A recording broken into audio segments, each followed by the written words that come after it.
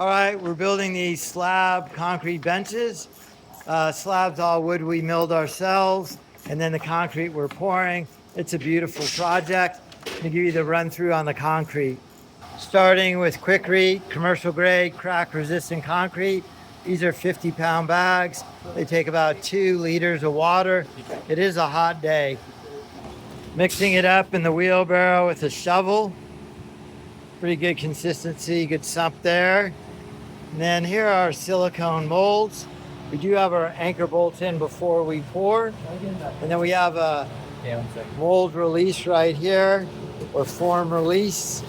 And then we're packing it in there and using our handmade wooden trowels. What we have in there is we have some rebar in there tied together with wire. Getting the concrete in the form, starting on our second one. There's our steel with wire ties. We got a trowel out off. Here's our vibrator, reciprocating saw.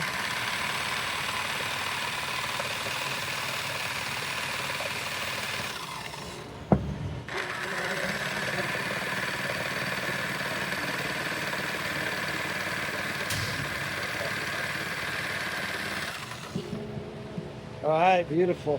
Beautiful looking molds. Need another bag. Don't let anything get dry. Go ahead.